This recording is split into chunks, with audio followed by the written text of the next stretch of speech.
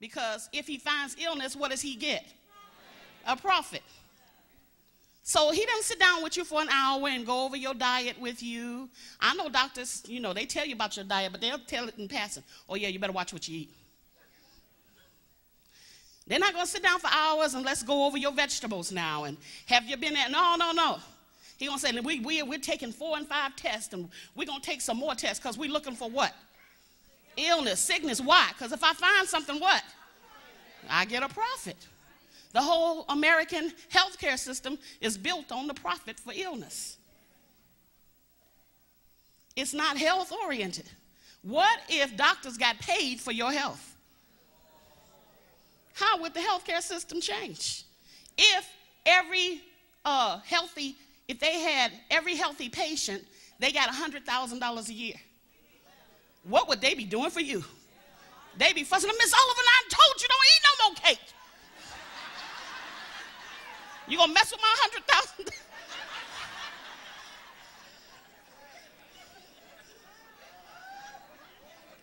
They be all over you.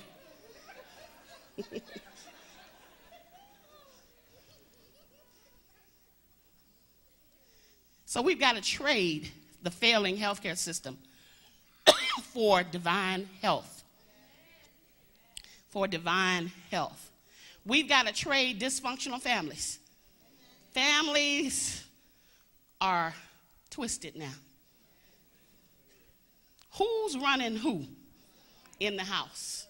Ask yourself that. Who's running who? When we get ready to go to church and the teenager say, I ain't going. You be like, oh, I wish you would go. No, I'm not going. All right. Who's running who? We got some twisted households.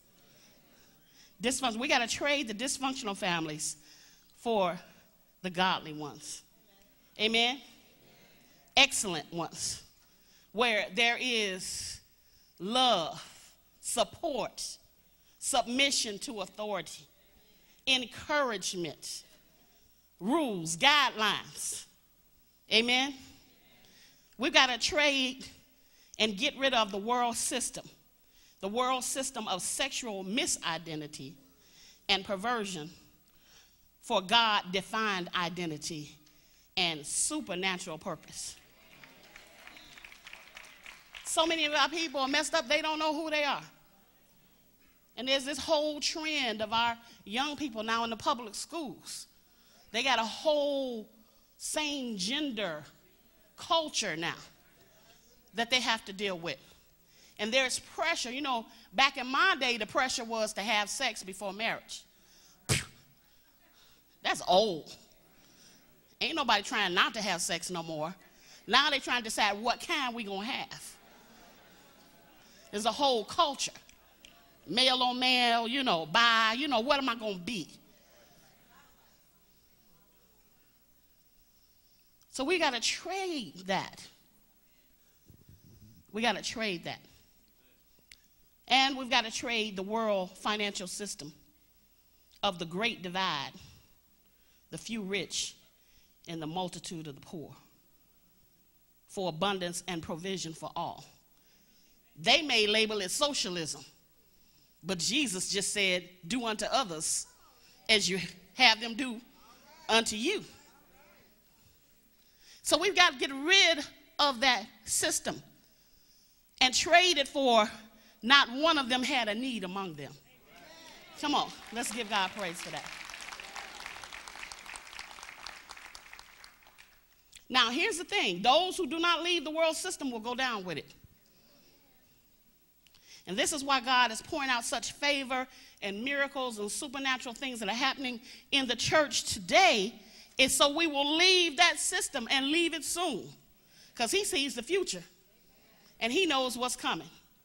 And he doesn't want us holding on to that world system like a life, what do you call those things?